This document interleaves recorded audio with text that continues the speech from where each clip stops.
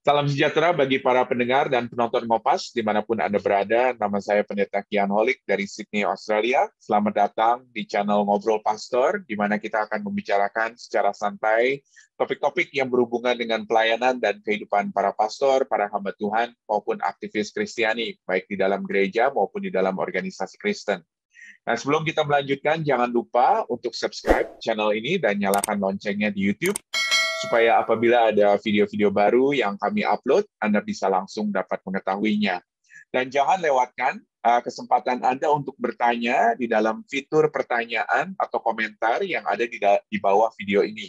Jadi Anda bisa menanyakan secara langsung kepada para narasumber, dan sekali lagi jangan malu bertanya, apakah itu pertanyaan yang timbul dari diskusi kita bersama-sama ataupun pertanyaan lain yang merupakan pertanyaan follow-up dari saudara-saudara.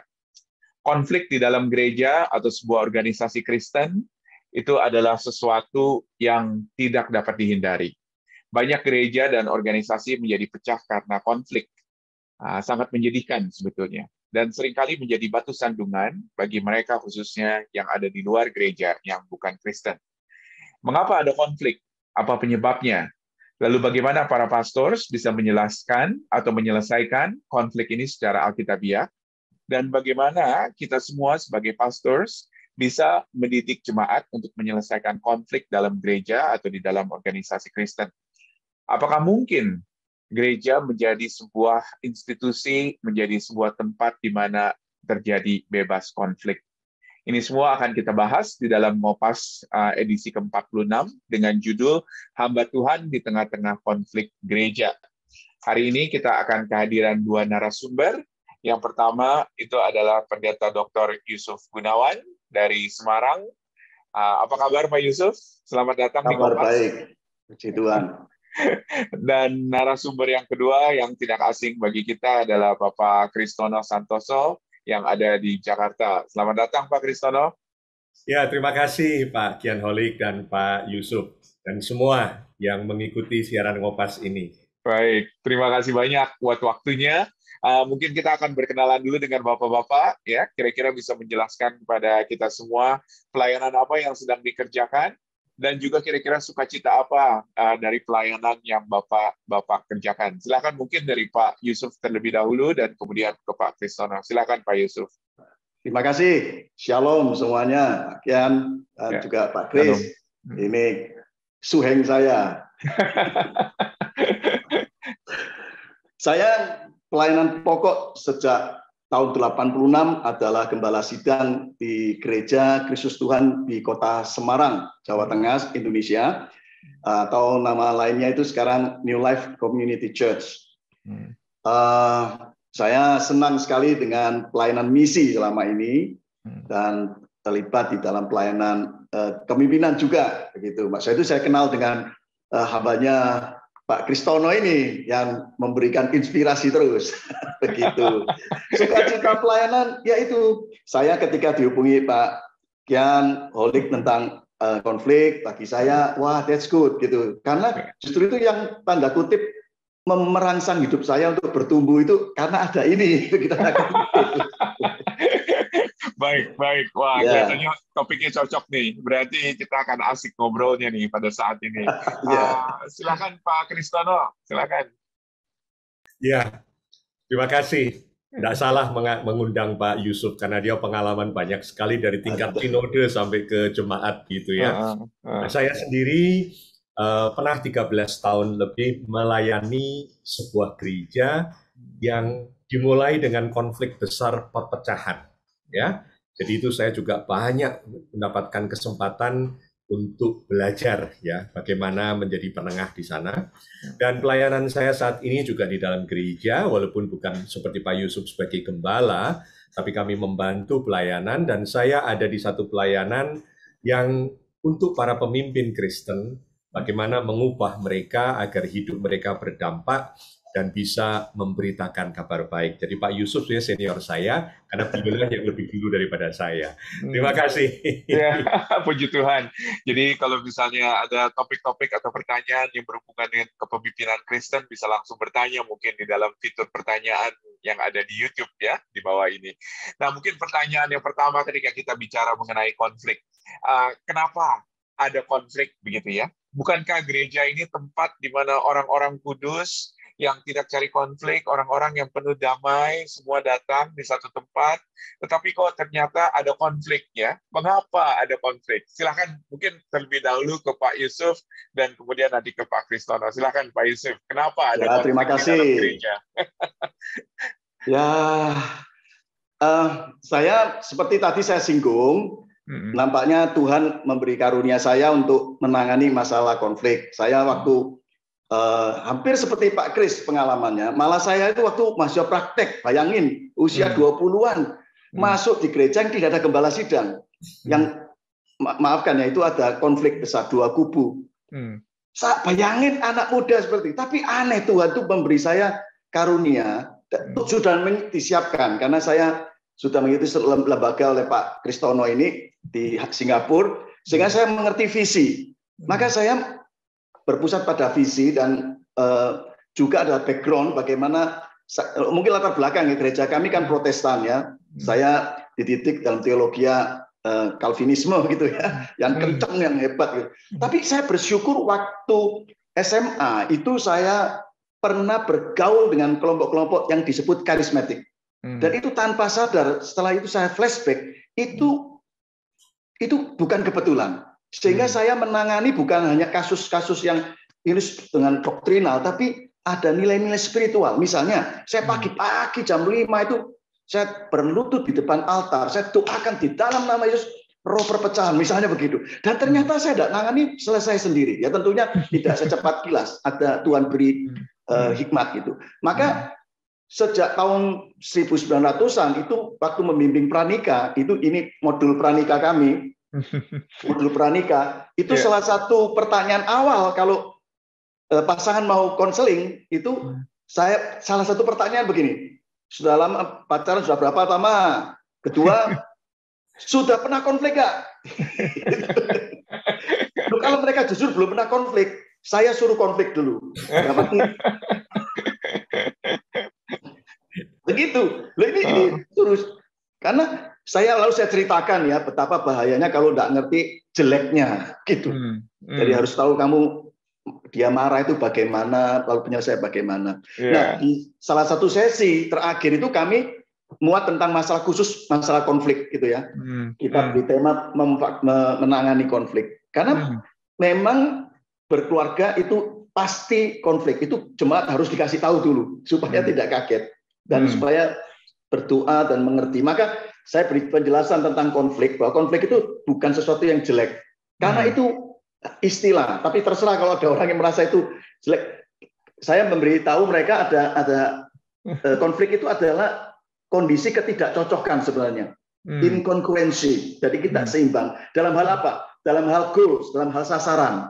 Ya toh? Contohnya suami istri kan, satu kepingin makan pecel, satu makan rawon, bisa ribut.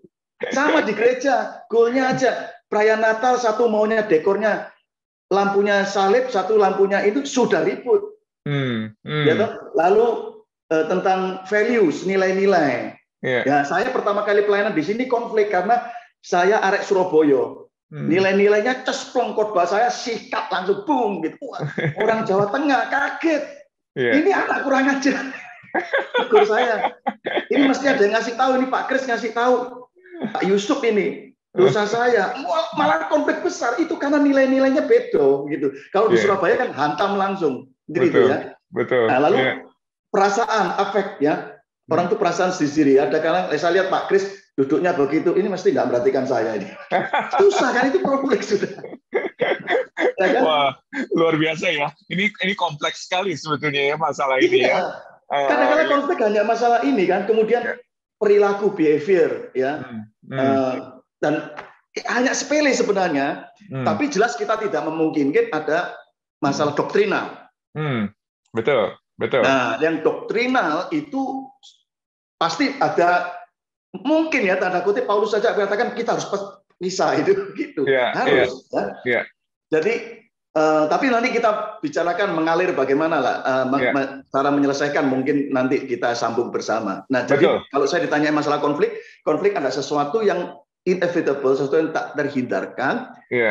Nah, maka dari itu kita harus mengerti kenapa terjadi konflik, yaitu tadi karena ada unsur-unsur itu. Ya, demikian. Mungkin Pak Kris lebih jelas. Ya, baik. Wah, ini saja sudah cukup kaya nih sebetulnya nih. Dan kita akan melihat sekali lagi kenapa ya? Kenapa terjadi konflik begitu ya? Nah, mungkin ke Pak Kristono, silakan Pak Kristono. Kenapa ini justru kita bicara di gereja justru ini loh Pak? Ini tempat-tempat harusnya orang kudus yang penuh damai, tetapi kok justru ada konflik, Pak Kristono? Ya betul Pak. Tapi kalau gereja itu kudus, saya masuk jadi nggak kudus Pak Kris. Betul ya. Jadi apa yang dikatakan oleh Pak Yusuf bahwa konflik itu selalu ada, ya, tapi bisa menimbulkan perpecahan kalau tidak dikelola dengan baik. Karena konflik itu pada dasarnya adalah perbedaan. Suami istri pun tadi Pak Yusuf mengatakan itu tadi perbedaan itu pasti terjadi gitu loh. Ya. Karena itu Pak, kalau saya melihat pengalaman saya dan saya juga lihat di Alkitab, sebenarnya manusia itu dari dulu dan sekarang nggak berubah gitu ya. Jadi yang pertama yang saya lihat itu Pak, yang sering kali terjadi konflik yang kemudian bertumbuh menjadi sesuatu yang memecah, itu yang pertama menurut saya adalah karakter atau ego dari orang-orang, terutama orang-orang yang punya pengaruh, Pak. Ya. Dan saya pernah lihat itu ada di Alkitab, di dalam Filipi itu bagaimana Rasul Paulus mengeluh karena Yudia dan Sintike itu dua orang tim pelayanan dia penginjilan. Jadi sudah tahulah bobotnya mereka itu seperti apa, dua mak-mak ya. Itu Yudia dan Sintike, betul ya Pak Yusuf, mereka mak-mak ya. Itu bisa berkonflik sehingga Rasul Paulus sampai minta Sun Sukos untuk membantu menyelesaikan. Saya bisa lihat bagaimana pengaruh konflik itu, dan itu pasti biasanya adalah ego. Walaupun rohaninya cinta Tuhan, tapi di dalam mendeliverinya itu ada keinginan yang sama. Seperti kata Pak Yusuf tadi, mau Natalan lampunya aja sudah bisa membuat perbedaan. Itu karakter ego yang kemudian nggak mau kalah. Ya. Yang kedua Pak yang saya lihat lagi adalah warna jiwa tadi yang dikatakan ya. Warna jiwa itu pengaruh sekali, dan kita lihat seringkali itu tidak disadarin orang-orang karena dua-duanya merasa betul. Ya, yang satu misalkan seperti Paulus adalah tipe yang task oriented. Dia tidak pernah bisa excuse kalau ada orang mundur bersama dengan dia.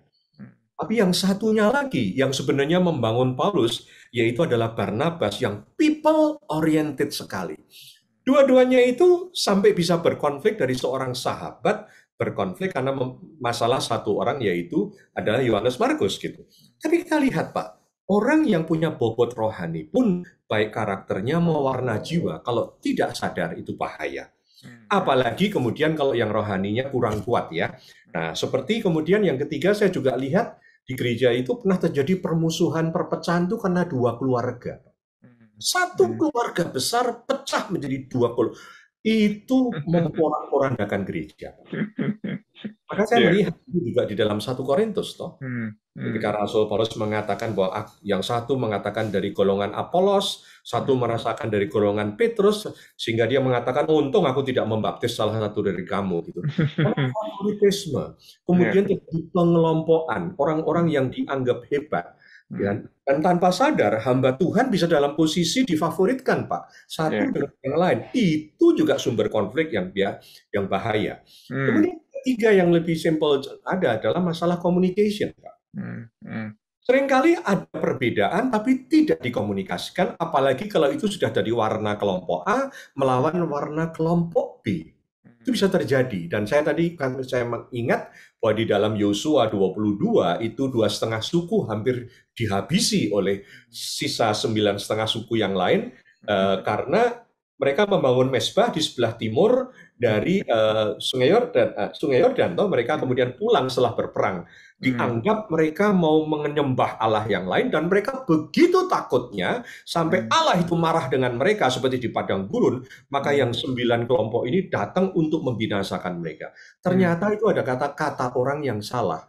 Itu kan komunikasi, Pak. Sering terjadi dalam gereja komunikasi yang tidak baik, apalagi kalau sudah ada benih perbedaan dan permusuhan. Ya, lagi di kata Pak Yusuf tadi adalah juga orang yang paling pakai rohani tapi yang sedikit agak mistis itu. Karena di gereja adalah gara-gara mengganti mimbar saja, Pak. Itu bisa membuat sebagian yang tua yang merasa urapan Tuhan di situ ngamuk, Pak. Nah, itu kan juga berat bagi hamba Tuhan yang masih muda, yang kemudian masuk di tengah-tengah itu.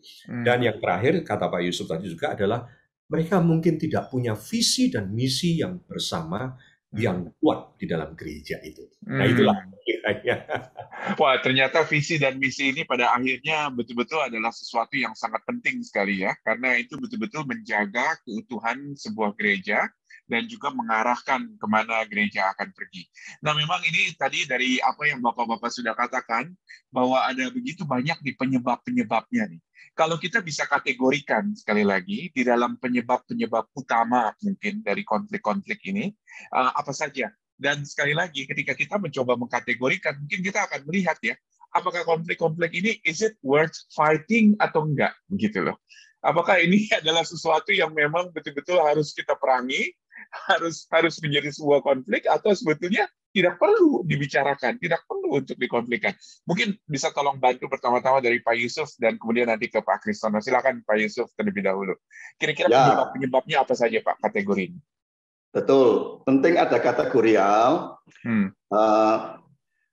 Jadi kita harus mengerti konflik hanya karena kasus-kasus seperti saya sebutkan tadi, misalnya hanya karena value, hanya karena kesalahpahaman levelnya, ya. Itu konflik karena komunikasi, itu istilahnya Pak Chris tadi, ya, konflik karena komunikasi. Kedua, konflik, ego. Nah, ini yang paling berat. Komunikasi sudah baik. Kita pakai orang ketiga, lalu tanda kutip kita panggil itu seorang rohani khusus dari mana? Oh, doakan masalah ego. Apalagi tadi Pak Kris singgung kalau gereja nangani ada 2 kubu yang cilakanya kubunya itu saudara, keluarga. Itu berat. Karena kaitannya bukan sekedar konflik gereja sebenarnya, itu ada di baliknya. Itu yang kita pendeta harus pandai-pandai, jangan sampai tertipu. Terlibat, karena sebenarnya kalau diurutkan, saya pernah ngalami itu. Jadi saya lihat ini persoalannya, ini urusan keluarga, tapi gereja dijadikan pemicu, dijadikan ringnya. Nah, hamba Tuhan yang kalau udah hati-hati, dihasut, kena. Itu. Nah, ketiga, kalau dalam konteks gereja, kategori menurut saya adalah doktrinal, ya, moral doktrinal. Itu yang mungkin harus ada penanganan, yang Paulus sendiri katakan, lebih baik kita berpisah katanya ya, supaya kita bisa tahu siapa yang benar, betul nggak ya? Ada itu. Saya sengaja nggak perlu sebut ayatnya karena yang mendengar semuanya kan lebih. dan memang itu. dari semuanya itu kita akan melihat begitu ya, yang mana yang sebetulnya worth fighting, yang mana yang tidak worth fighting bagi kita, begitu loh. Betul. Ya. Baik. Kita ke Pak Kristono. Mungkin Pak Kristono bisa tolong bantu kita nih untuk kategorikan kira-kira penyebabnya apa aja. Kan tadi hal-hal apa Pak kategorialnya, Bapak tadi yang nomor 2 doktrinal ya Pak ya? Yang ketiga doktrinal. Yang kedua masalah ego. Kalau sudah masalah ego, kita harus pandai. Ini sudah masalah ego ini. Kayaknya selesainya harus cara lain. Nomor 1? Komunikasi saja. Hal-hal yang tadi itu. Hal-hal yang karena temperamen. Nggak apa-apa Pak Kristono, Bapak ulang lagi juga kalau misalnya memang itu menurut Bapak adalah kategori yang penting. Silakan Pak Kristono. Apa-apa. Saya juga melihat seperti itu. Saya tahu yang Pak Yusuf katakan, tapi saya juga akan memasukkan beberapa hal, jadi lebih dari pandangan saya juga ya. Nggak berbeda. Saya harus bisa tahu, ingat gitu ya. Oke, kita mulai lagi ya jadinya ya. Nah, Bagaimana menurut Pak Kristono? Kira-kira penyebab konflik ini kategorinya apa aja nih Pak? Silakan Pak Kristono. Ya, sebenarnya kan ada dua hal. Satu, hal kecil yang perlu dihilangkan. Yang kedua, hal besar yang perlu dikecilkan juga, toh. Itu kan bagaimana menangani konflik. Nah, hal-hal kecil itu menurut kategori saya itu adalah hal-hal yang berhubungan dengan temperamen orang, dengan egonya dia. Itu sebenarnya lebih mudah kalau cepat ditangani, Pak. Ya. Persoalannya kadang-kadang kita sebagai hamba Tuhan itu tidak tahu bagaimana hal itu terjadi. Tiba-tiba sudah menyebar kepada dua kelompok manusia atau dua grup. Nah, itulah yang kadang-kadang kemudian ego dibalas dengan ego, ya temperamen yang tidak baik dibalas dengan ini. Dan memang sebenarnya kita itu sudah bisa, harusnya kita sebagai hamba Tuhan sudah tahu nih tipe-tipe orang-orang yang selalu membuat masalah gitu ya. Pak Yusuf hafal sekali kalau hal gitu, saya tahu dia nggak ngalamin itu ya. Yang kedua adalah hal-hal yang sangat prinsipil.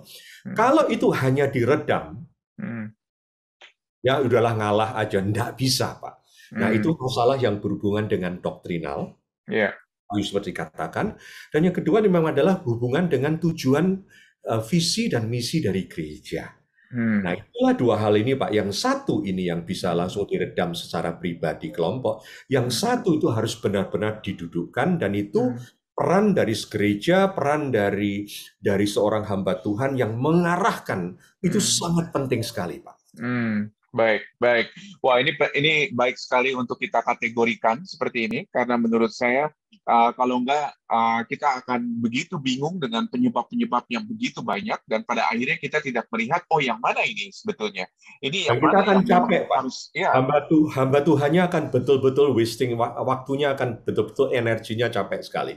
Betul. Dan kita bisa tahu bahwa ini adalah sesuatu yang worth fighting. Ini adalah sesuatu yang mungkin tidak worth fighting. Nah, sekarang kita masuk ke dalam penyelesaian daripada konflik ya.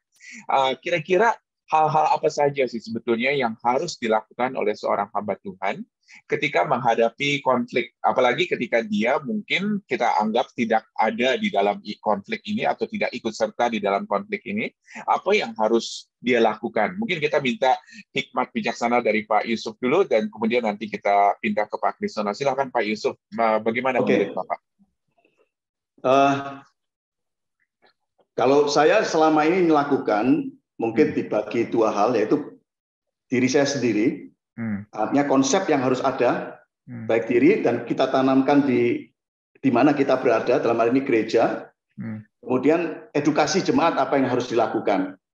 Pertama itu dari awal saya bersyukur, itu saya pikir-pikir kok bisa saya mikir itu ya, karena itu saya lihat dari Tuhan, itu visi. Jadi saya sejak awal itu gereja ini saya berdoa, ngajak kelompok kecil, itu gayanya John Maxwell, inner circle ya, hanya 2-3 orang saya ajak doa yang sepakat dengan saya, kita bangun visi gereja ini. Visi gereja ini sejak dari dulu yaitu gereja, mengapa namanya New Life Community Church ya, jadi komunitas yang merayakan kasih karunia Allah dan merayakan transformasi hidup.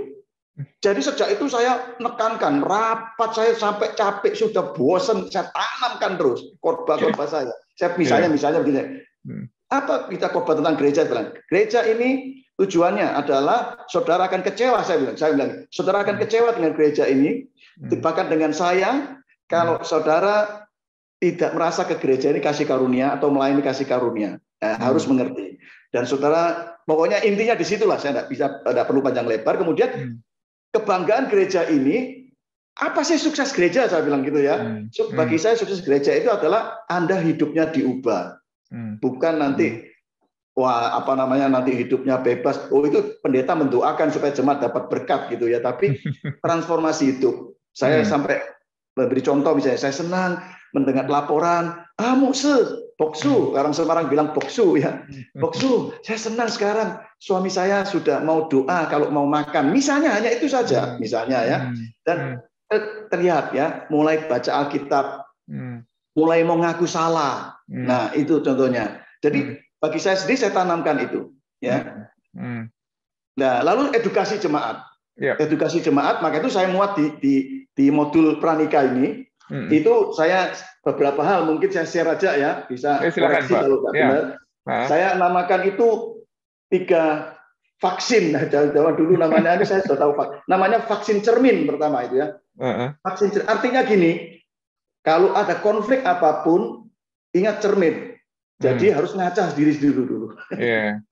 Itu lihat intinya, diri sendiri ya. Kamu harus selidiki dirimu. Karena konflik tidak pernah terjadi kalau satu orang saja. Pasti ada. Termasuk saya sebagai pendeta. Kalau saya dengan Pak Kian Holik sampai bisa ada masalah, itu mungkin saya salah. Mungkin saya benar, tapi cara omong saya salah.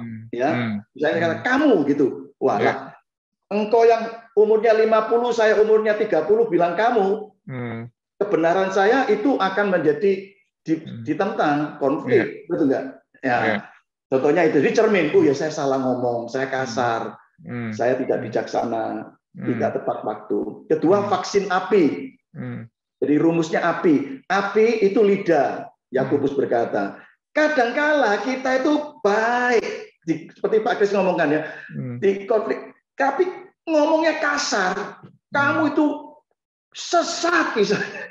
Itu kan kita ngajarkan doktrin benar, tapi karena disesat-sesatin terus, orang itu defense-nya kuat, malah ribut. Jika suami istri kadang-kadang omongannya, Pak Kris tadi istri buat jus ya, jus apa itu?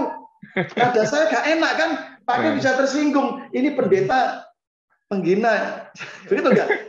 Api, jadi caranya ngomong. Nah ini komunikasi itu banyak terjadi itu dari level rumah tangga sampai negara gara-gara ini kan. Ya, kemudian namanya vaksin akar. Akar, cari inti masalahnya. Kenapa majelis itu bisa marah?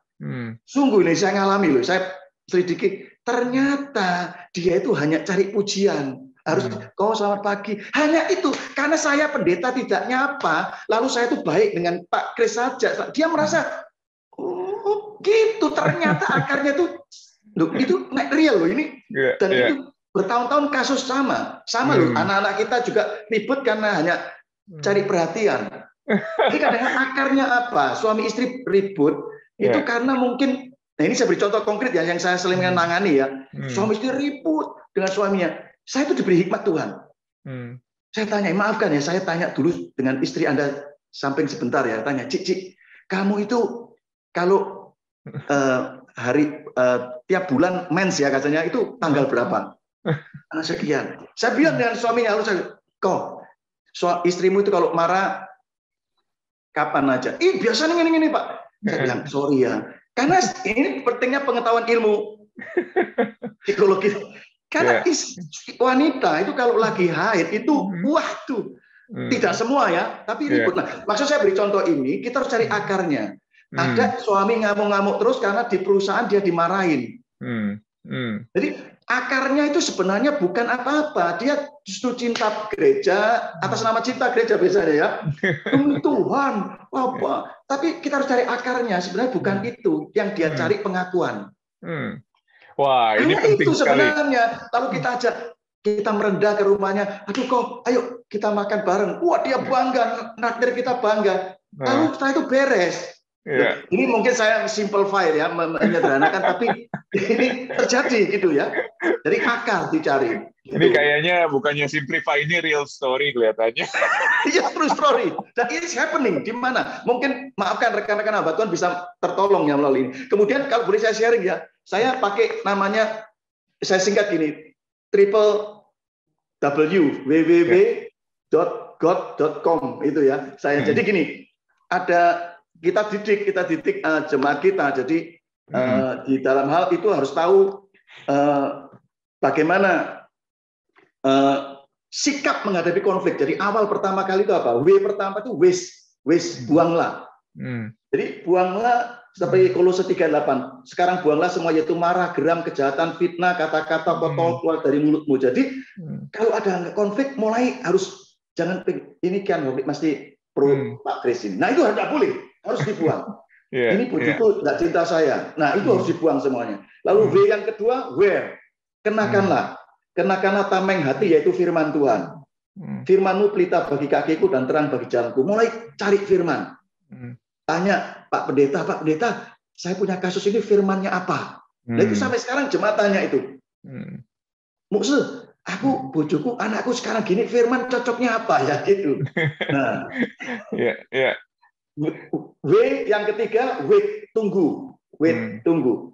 Tunggulah, jangan cepat-cepat melakukan reaksi. Ambillah waktu yang cukup untuk berdoa sehingga memiliki kesabaran. Amsal berkata, orang sabar melebihi seorang pahlawan. Orang yang menguasai dirinya melebihi orang yang merebut kota. Kadangkala saya ini pengalaman, karena kita kadangkala pendeta itu kan sudah tahu. Saya dulu itu senang konseling, ilmu konseling. Saya itu dengan Pak Yakub Sabda itu dulu Gary Kaulin itu. Wah, awal-awal Gary Kaulin mungkin Pak Tengingnya saat itu dulu. Wah, itu saya kemanapun saya ikut konseling apapun. Nah, karena kita seakan-akan pendeta itu tahu doktrinal. Jemaat ngomong satu langkah kita sudah pung. Padahal kadang-kadang jemaat itu butuh didengar saja. Betul. Apalagi tipe saya itu orang sanguin. Orang sanguin itu banyak ngomongnya. Saya kasih tahu, saya 10 tahun loh belajar untuk kalau mendengar ada orang ngomong itu sulit sampai detik ini, terus belajar. Jadi harus wait. Itu 3 sikap ya. Kemudian ada 3 tindakan. Yaitu God, G-O-D, G-O-D. God itu get the information. Dapatkan informasi. Jadi harus cari penasehat. Amsal berkata, ujilah sesuatu yang peganglah yang baik. Jadi diuji. Cari akarnya, kenapa bojoku marah, kenapa majelis itu, kenapa pendeta ini, kenapa rekan saya. Cari informasi, kenapa Pak Kris dulu tidak dengan saya begitu loh, sekarang gitu. Iya lah Pak Yusuf sekarang naik mobilnya bagus. Gitu. Loh, ini terjadi loh, ada tuh. Saya nangani kasus gara-gara itu ternyata. Ini serius. Saya dulu kan nangani beberapa jemaat ya gitu. Kemudian obtain godly advices. Berusaha memperoleh nasihat yang baik. Karena Amsal berkata, karena hanya dengan perencanaan engkau dapat berperang dan kemenangan tergantung pada penasihat yang banyak. Jadi orang itu harus minta nasihat. Kita pendeta jangan malu minta nasihat. Harus tahu pernah ngalami. Jadi saya jujur kalau saya nangani, loh itu benar. Ini kesaksian sebentar. Nangani buahnya dari selesai itu saya. Lalu saya tidak tahu, Tuhan beritahu ada hamba Tuhan di Semarang ini yang karunianya ya tanda kutip urusan roh-roh gitu. Saya tanya, itu sungguh serius loh. Saya orang doktrinal ya, tapi saya bersyukur latar belakang saya Tuhan pernah ajar itu, sehingga saya tidak begitu kaku. Itu saya bersyukur. Itu sungguh. Setelah didoakan, saya doa di rumahnya ya. Itu selesai. Saya tanya kenapa? Suaminya itu sales. Suaminya itu sales. Dia pernah ke daerah sering ke maafkan ya daerah luar pulau lah, saya tidak perlu sebut pulau-pulaunya, nanti salah paham. Pulau itu memang ada roh-roh gitu. Dia dikasih pelanggannya itu benda. Taruh di rumah, ternyata itu ada isinya. Ketika kita doa dan istrinya berdoa, itu dia sadar, lalu dia ngerti. Dan itu dibuang, aneh loh, itu bisa sembuh sendiri. Itu betul kan? Dan ini saya praktekkan di gereja. Saya waktu ketua saudara, saya ajarkan beberapa gereja begitu. Hamba Tuhan saya suruh berlutut di depan mimbar malam berdoa. Kenapa? Ini yang maafkan ya, mungkin saya salah rekan-rekan, karena kita kelompok orang Protestan kadang-kala hal gini itu seakan-akan kamu itu sesat gitu ya. Bagi saya, no, ini sungguh loh. Karena kadang-kadang konflik disebabkan oleh karena kuasa kegelapan. Betul. Karena saya dulu kan bagian misi dengan LPMI dengan itu ya. Itu jelas kita hamba Tuhan mengalami serangan itu. Ada orang yang bertobat bersaksi itu. Bagaimana dia dulu itu mendoakan gereja supaya pendetanya dirasui misalnya gitu. Nah ini mungkin tidak perlu panjang lebar. Nanti teman-teman yang pengalaman lebih tahu. Jadi harus obtain godly advice. Yang D itu dare to love. Dare to love. Beranilah bertindak dalam kasih. Beranilah menghadapi konsekuensi yang bisa terjadi demi kebaikan. Artinya gini, kadang-kadang pendeta tidak berani negur. Saya tahu Pak Kian ini salah. Saya harus ngomong, Pak Kian Anda salah. Terserah nanti Pak Kian itu ribut dengan saya, itu harus berani. Apalagi Pak Kian itu penyumbang besar, saya tidak akan berani ngomong. Itu jujur. Tapi saya harus belajar. Tentunya dengan hikmat ya, tidak boleh sembarangan. Harus sebenarnya Pak Kris itu tidak maksud Pak Kian begini. Wah, ini praktikal sekali ya. Praktikal sekali tadi itu. www.god ya. Betul ya? 3 itu sikap. GOD itu tindakan. Yang terakhir, com ya. Com. C-O-M. C itu alat yaitu communication, ya komunikasi yang tenang, santun. Nah, jujur, saya belum lulus ini cara ngomong ini. Mungkin Anda yang ngerti komunikasi, Anda tahu ini pendeta omongannya masih kasar. Itu di dalam psikologi namanya life trap ya. Ada sesuatu yang saya orang Surabaya, saya orang kampung, itu sulit untuk, apalagi mungkin secara psikologi umum kan orang sanguin. Itu harus belajar. Saya harus menghantam diri saya terus itu. Ya. O itu yang C ya. O olive oil kan minyak zaitun. Tapi kan simbol pengampunan. Jadi alat untuk konflik adalah pengampunan. Sudahlah, harus siap walaupun kamu betul, tapi kalau memang kamu merasa betul, tapi tetap ampuni. Kalau itu kasusnya yang hanya seperti Pak Kris katakan kategori pertama ya, hanya karena temperamen, hanya karena dia orang yang ya sudahlah, belajar mengampuni terus. Ya. Kemudian yang M, alat ya ini yang mungkin di lingkungan gereja saya itu agak reluctant ya. M itu miracle, mujizat. Karena kadangkala konflik tidak dapat diselesaikan secara rasional dan wajar. Percaya saya. Saya yakin ini pasti terjadi. Seperti saya sebutkan, saya belajar konseling puluhan lama sekali. Pokoknya guru-guru sampai saya datangi semua.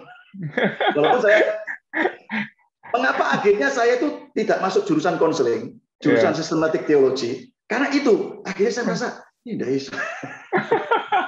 Dan saya lebih senang ke misi akhirnya. Gitu. Jadi ada 3 alat ya, komunikasi, olive oil, yaitu pengampunan, dan miracle, mujizat. Kita hanya minta mujizat Tuhan kok. Kadang-kadang tidak bisa. Menurut saya loh ya. berdoa saja. Jadinya www.god.com ya. Betul. Ya. www itu sikap. Ya, sikapnya. Betul. Ya. God-nya itu alat tindakan yang harus kita ambil ya. Kemudian CC-nya itu alat yang harus kita pakai. Baik. Dan saya yakin ini bukan hanya untuk suami istri nih, kelihatannya bagi hamba-hamba Tuhan juga kelihatannya ini penting ya semuanya ya. Kita beralih ke Pak Kristono. Pak Kristono, bagaimana nih langkah solusinya yang harus dilakukan oleh seorang hamba Tuhan ketika menghadapi konflik? Silakan Pak Kristono.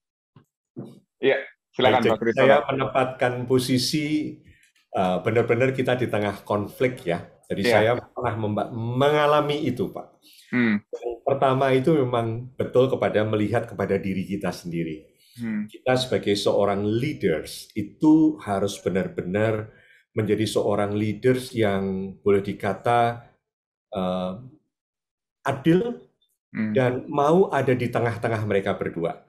Ya, seringkali kadang-kadang kita juga tersulut emosi kita kalau salah satu grup itu dengan perangai yang tidak baik, satu juga dengan perangai yang tidak baik, kita tuh akhirnya menjadi tameng dari yang satu dan yang lain kita babak belur gitu seringkali. Jadi waktu itu saya mengatakan bahwa saya datang ya waktu itu ya, saya tidak punya konflik emosi dengan Anda semua, baik yang sedang berseteru maupun yang tidak. Ya. Tapi saya datang betul-betul saya bersyukur karena saya tidak terlibat. Jadi mereka melihat bahwa saya harus bertindak sebagai seorang leaders yang tidak memihak. Ya. Saya berkata selalu, adanya sebuah pertengkaran saja, menurut Rasul Paulus dalam 1 Korintus 3, itu sudah menunjukkan kelemahan kita. Jadi kita harus mengakui apapun juga yang terjadi konflik, itu kalau sudah pecah begitu, pasti dua-duanya lemah. Seperti Pak Yusuf katakan, suami istri pasti dua-duanya salah. Gitu. Nah dari situlah kemudian saya berbicara dengan mereka. Ya, yang pertama adalah di tengah itulah memang kita ini harus bisa menggembalakan, Pak. Pak Yusuf gembala yang sudah senior sekali. Ya, menggembalakan itu adalah betul-betul kita deal dengan people, Pak.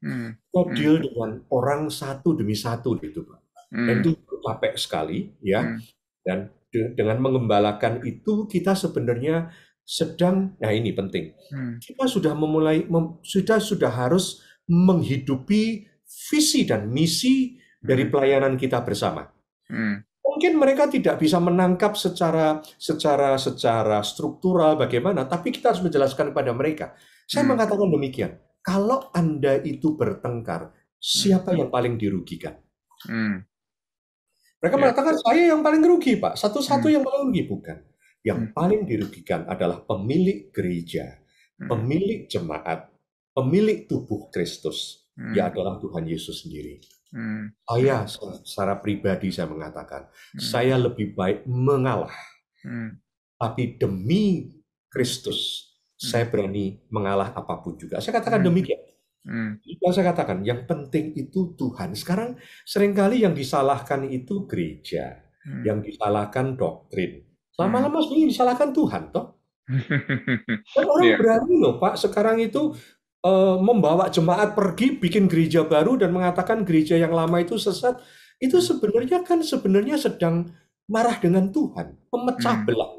Kita pernah berkata, kita itu gereja mempersatukan, tidak pernah memecah belah.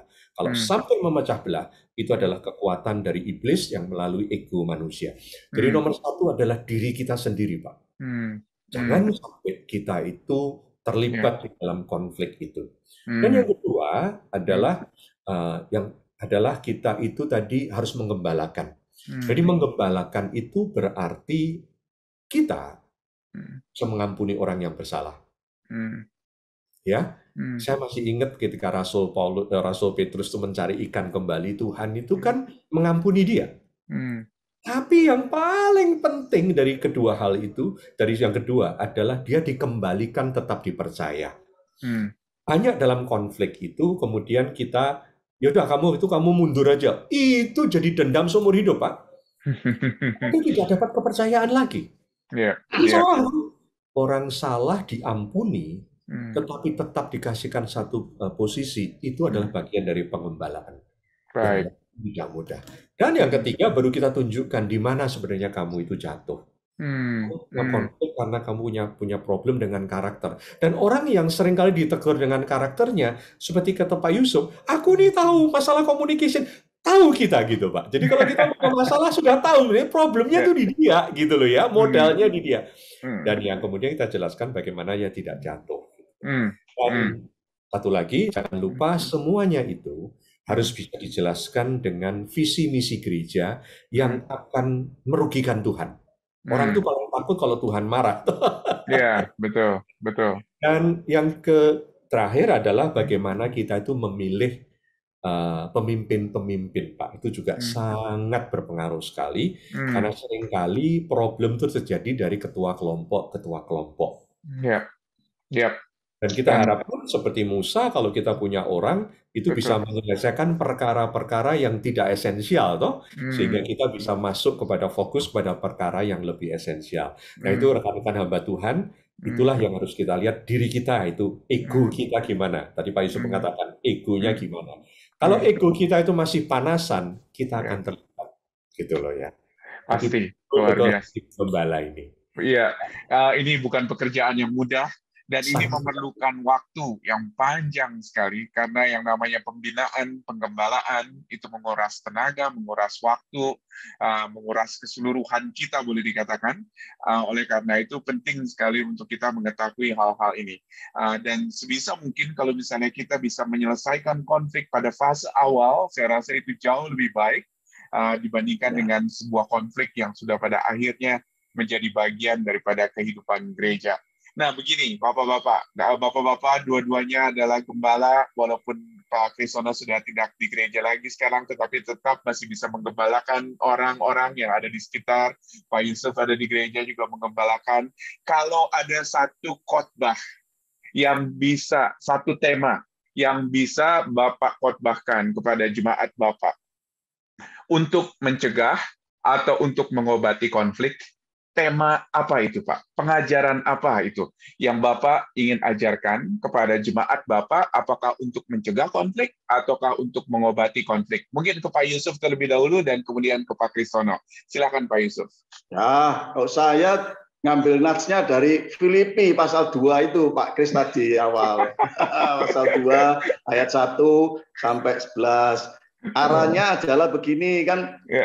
Intinya itu mengapa ayat 5 ya, maka itu pusatlah kepada Kristus. Kita terus ngoreksi diri, ngaca. Yesus itu loh, Dia itu Allah, punya segala-galanya, itu mau mengosongkan diri. Kamu itu, kita itu siapa berani mau cari kepentingan diri atau apa gitu. Itu intinya disitulah. Jadi amin. Saya biasanya menolong sih itu. Ya. Saya yakin dan percaya itu adalah pelajaran yang mungkin mudah untuk kita dengar, tetapi sulit untuk kita cerna dan sulit untuk kita lakukan juga gitu ya. Tetapi terima kasih sekali lagi. Saya yakin dan percaya model daripada Kristus itulah yang harusnya menjadi teladan. Ke Pak Kristono, kalau ada satu Pak khotbah Pak, apa Pak yang akan Bapak khotbahkan? Jujur ini satu hal bukan kebetulan. Pak Yusuf mengatakan Filipi 2, saya juga mengatakan Filipi 2 ayat 1 sampai 4. Gimana kan Paulus mengatakan, toh demi aku minta supaya kamu bersukacita, supaya istilahnya itu kamu bisa menghargai satu dengan yang lain. Betul ya Pak Yusuf ya, itu ya, yang ayat 2 itu ya. Sebenarnya gini, saya selalu sering khotbahkan itu dalam pengertian gini, bahwa sebenarnya jangan sampai kita itu salah, bahwa kita berusaha membuat semuanya itu baik dari kekuatan kita. Kalau yang dikhotbahkan oleh Rasul Paulus itu sebenarnya itu adalah orang yang sudah dewasa, yang sudah memiliki buah roh, dia bisa bersukacita, maka dia itu bisa melayani yang lain.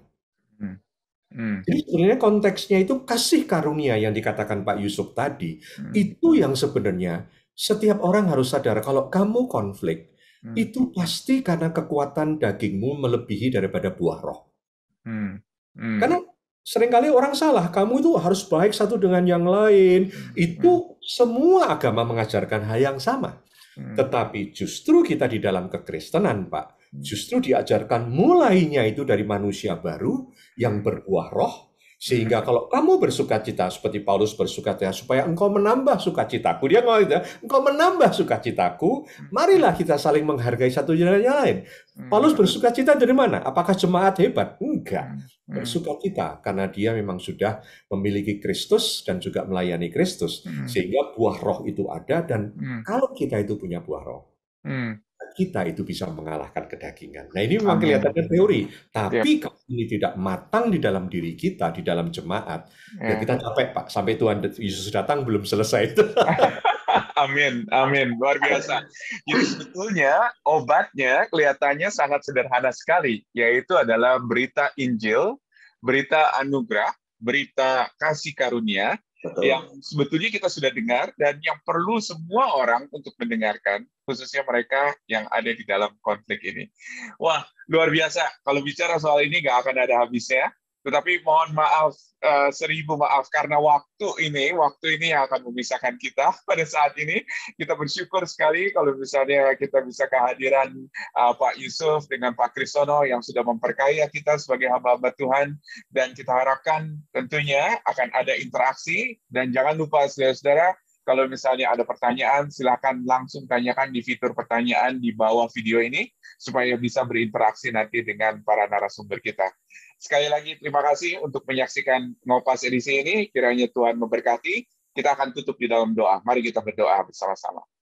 Terima kasih Bapa di surga untuk semua yang Tuhan sudah berikan kepada kami. Kami bersyukur Tuhan untuk berita Injil yang sudah membebaskan kami dan membuat kami menjadi anak-anak Tuhan. Tuhan tolong ajarkan kami boleh menjadi agen-agen pendamaian ya Bapa, dimanapun kami berada. Dan Tuhan tolong bantu kami, biarlah kiranya di dalam seluruh kehidupan kami, kata-kata kami, tingkah laku kami, semua yang kami kerjakan Tuhan, boleh sungguh-sungguh memuliakan Tuhan dan membawa damai bagi orang-orang yang ada di sekeliling kami. Tuhan tolong kami, biarlah kiranya kami Tuhan boleh menjadi agen-agen pendamai Tuhan yang efektif. Terima kasih ya Bapak, kami bersyukur buat dua narasumber kami, Engkau boleh memberkati mereka dan memakai mereka lebih heran lagi. Di dalam nama Tuhan Yesus, kami bersyukur dan berdoa. Amin.